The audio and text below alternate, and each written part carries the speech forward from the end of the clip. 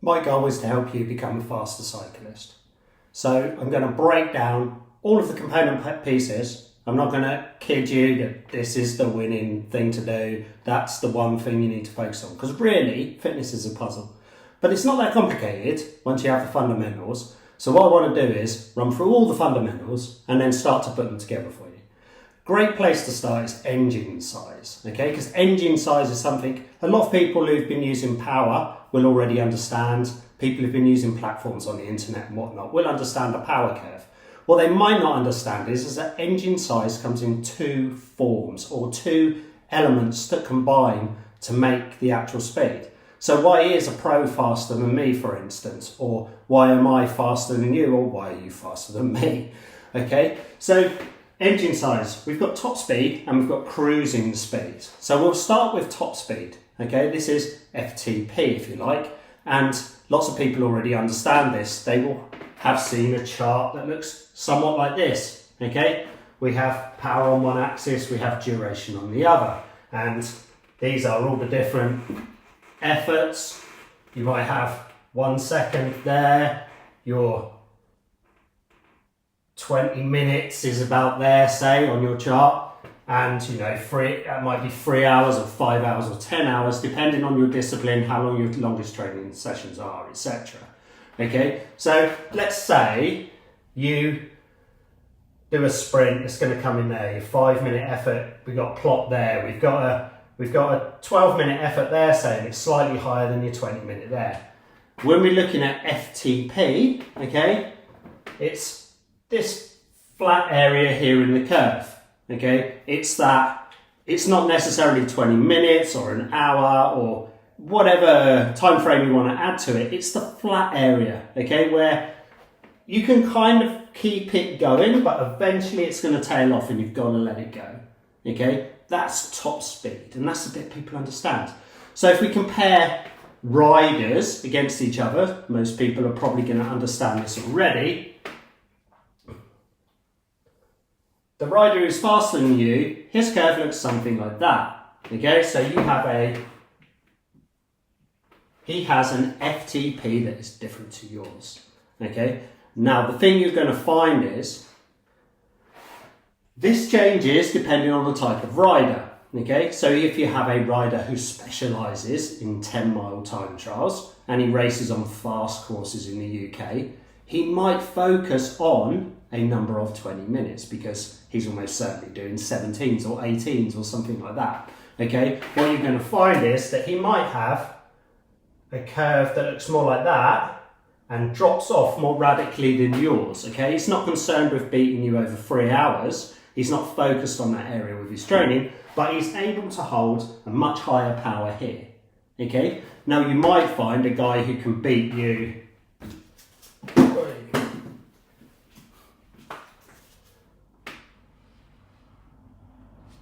We come back to your curve. A guy who can beat you he can't beat you in a 10-mile time trial, but he can always beat you in a 100-mile race. His curve, his FTP might look something like this. He might equal you, come down, but then he falls off much later on, okay? So that's the first thing we're thinking about is, where is somebody's FTP and how much depth does it have to it, okay? Now, the fundamental thing you're going to find with most pro riders, well, I'd say all pro riders, is that this flat area here is much longer than yours, okay? The longer you can sustain that, the bigger your engine size is likely to be, okay?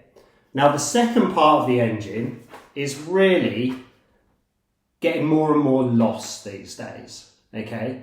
And it's best to go, for me to describe it to you, it will help for me to go back in time and tell you what we used to do. Before we had a power meter, before I had a power meter at least, I would go to a performance lab, usually in a university in the UK, and we would measure for lactic acid or lactate, depending on how you want to describe it, okay? And we would plot this out on a chart. So we've got duration again, and on this scale we've got lactate, okay? But at the same time as measuring the lactate, we're also measuring heart rate and we're also measuring power. So we know that when we can send the rider away from the lab and we go, all right, these markers on your lactic acid profile or your fitness profile match with a heart rate of about this, if you're training with heart rate, or a power number of about this. So you go away and you train with that power number. Now, we weren't measuring FTP, we were looking for 3 markers, okay? So we're doing our ramp test and the effort's getting harder, so the power's going up, the heart rate's going up, and we're measuring the lactate, okay? So at some point we get a marked lift from baseline, okay? There's a significant change. And this is lactate threshold 1, okay? So LT1, okay? Then it would continue at a kind of predictable rate, might not be quite so straight, and then we get a second uptick, okay? And this is lactate threshold 2. And then we'd usually go away and do a different test, but we might just keep it going to exhaustion. But somehow we would establish your VO2 power. So we'd be looking for a power number, and we might be looking for lactate when we just keep this test going forever and ever.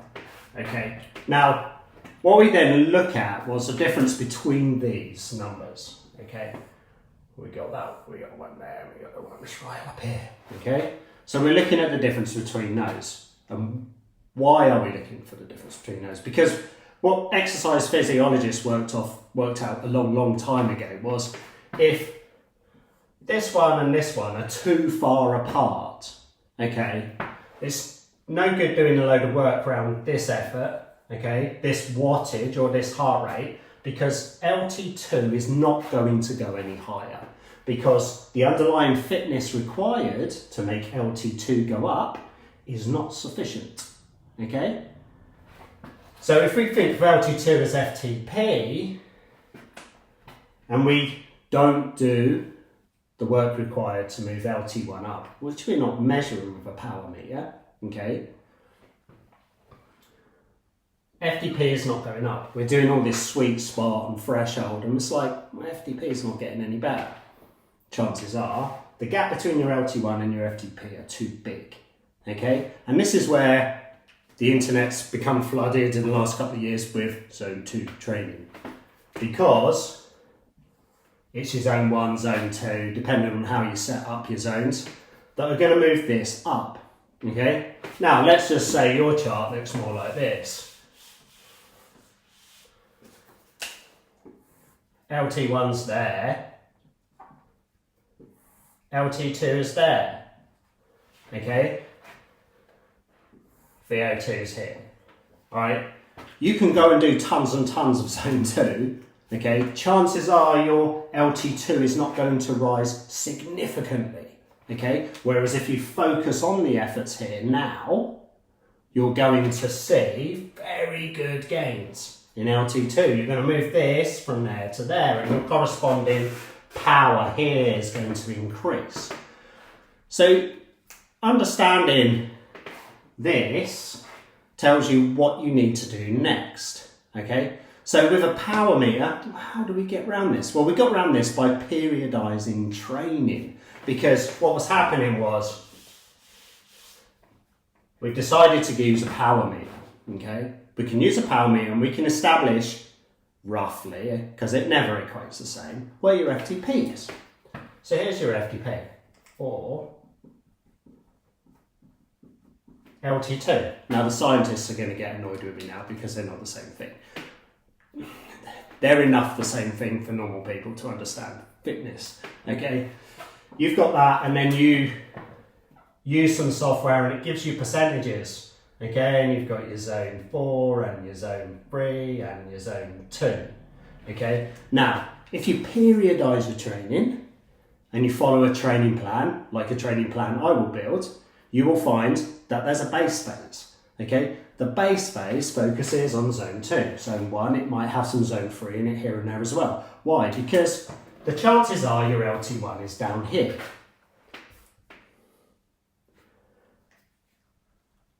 As you move on through your periodised training, more and more zone 3 is going to come into play. It's not because zone 3 is the building block that you've got to put on top. It's because it's a periodised training plan that's making sense of human physiology. Because what's happened is you've done all this zone 2 training, you've done all this zone 1 training in the first part of your plan, and LT1 has now moved. It's there, okay? LT1 has moved. And that's why your periodised training plan has got you doing zone 3 now. Starts to make sense, doesn't it? We need to get this bar closer to this bar. This is cruising speed. And until we move cruising speed up to top speed, we're not moving top speed. Okay, we can do all the top speed training we like. If our cruising speed isn't sufficient, top speed ain't going up. Your periodised training plan now gets to your threshold work. Okay? Because your LT1 is there. And now we need to focus on threshold. We're going to move your threshold up. Okay? And then on top, that moves up your threshold, and it starts to get closer and closer to VO2. And now we start doing intervals. Because we want to push that up as well. Pushing this up does send that down slightly. Okay? So we have to come back to base training. And our whole engine has moved up. The FTP is now here. Okay. We follow another periodised training plan because our LT1 is here. Okay, now there's reverse periodisation, and I do a lot of plans at reverse periodisation. I'll explain those in another video. But this is a fundamental to understand. So why is the pro faster than me? The pro's faster than me because most of his life, or his training life, has involved big volume and lots of training that's moving LT1. Okay, he's constantly moving LT1 up so that he can move LT2 up, so that he can move VO2 up, and then he's revisiting LT1. He's moving LT1 up at all. So whilst I'm cruising along at 200 watts, say, he can cruise along at 300 watts. Okay, and my threshold is 300 watts. So he's faster than me cruising, okay? We're both going to ride up, outdo us. He can ride up in zone 2 and still be the same speed as me. That's assuming all things are equal and he's not lighter than me, but he is, okay? So the first piece of the puzzle is engine size. You need to understand cruising speed and how it influences your training. Because if you don't, you're going to top out on top speed and it's not going to increase. It's going to become static for the rest of your cycling career. Understand that there is another threshold and how you can influence it. Now, you could go get tested. It's expensive and it becomes repetitive and expensive, and there's really no need to do it because people much smarter than us have already worked all this out. They've already worked out that you need to periodise stuff. They've worked out that you can't just keep doing the stuff that a lot of the platforms will tell you to do. And you can't trust these apps that tell you your training's unproductive when you're concentrating on LT1, because it will say your training's unproductive because that's not a scalable model to sell you a product. Okay? This takes some sort of deduction. It takes some sort of looking into. It takes some sort of knowledge and understanding to work on. You're either following a periodised plan, which is going to ensure that you take care of each level as it leads on to the other, or you're testing for it, okay? There are other things you can do, like anyone who's watched the Zone 2 videos, can I breathe? Can I hold a conversation? And you're going to see that improves, the power improves, the speed improves, where you can still do that if you're doing sufficient training to move that up. I'll be back with another video to explain the other elements of why a pro is faster than we are. Keep up your training. Good luck.